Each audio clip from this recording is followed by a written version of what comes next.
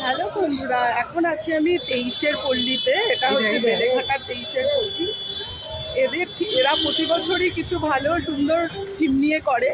এবছরও দেখো এরকম বস্তা বস্তা করে, একটু বাদে ভালো করে দেখাবো তোমাদের পুরো প্যান্ডেলটা। এরা কি সুন্দর, মানে বিগ বাজারে যেতে গেলে আমরা যে ট্রেগুলো করে করে জিনিসপত্র ক্যারি করি, ওগুলো দিয়ে বা বস্তা এইরকম অনেক কিছু দিয়ে খুব সুন্দর কনসেপ্ট দিয়ে একটা তৈরি করেছে প্যান্ডেলটা। আমি এখন তোমাদের প্যান্ডেলটা দেখাচ্ছি। বেলেঘাটা 23-এর পল্লীর এবার থিম হচ্ছে রুটি কাপড়া মাকান। প্যান্ডেলে ঢুকতেই দেখো এইরকম অনেক আনাজের বস্তা রাখা আছে। আর প্যান্ডেলটা সাজানো হয়েছে আমরা যেমন শপিং করতে যাই, যেমন ট্রলি নিয়ে আমরা বাজার করি, সেই ট্রলিগুলোকে সারি সারি করে রাখা হয়েছে। প্যান্ডেলের শেডটা দেখো করা হয়েছে খড় দিয়ে। দেখো অনেক ধানকে শোকানোর জন্য রাখা হয়েছে প্যান্ডেলের একদম সাইডে।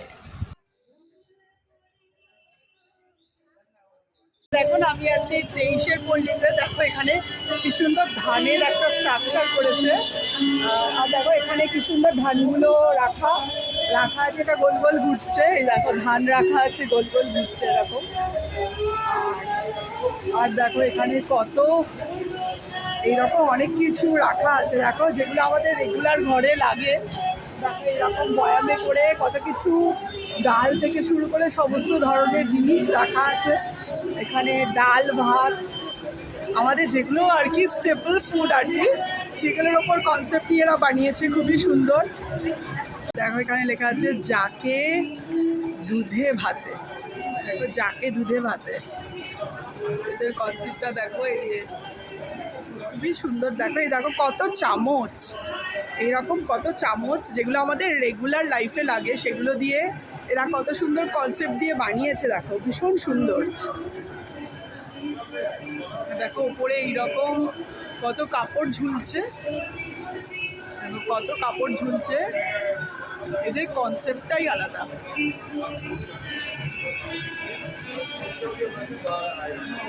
দেখো ঠাকুরটা এখানে একটু অভিনবত্ব ঠাকুরের মধ্যে দেখা যাচ্ছে। দেখো কি সুন্দর স্ট্রাকচার বানিয়েছে ঠাকুরের। আর এই যে পিছনটা দেখো, এই যে দুধে ভাতে বাঙালি একটা কনসেপ্ট, পুরো পিছনে এইরকম ঝুলছে। দেখো কাপড় ঝুলছে বা আরও অনেক কিছু। দেখো পিছনে এরকম চামচ। তোমরা যারা বেলেঘাটায় আসতে চাও তারা আসো, দেখো খুব সুন্দর এখানে ঠাকুরটা।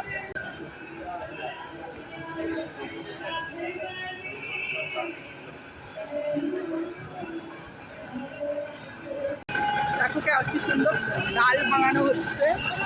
এই যে ডাল রাখা আছে চারিদিকে, ডাল ভাঙানো হচ্ছে।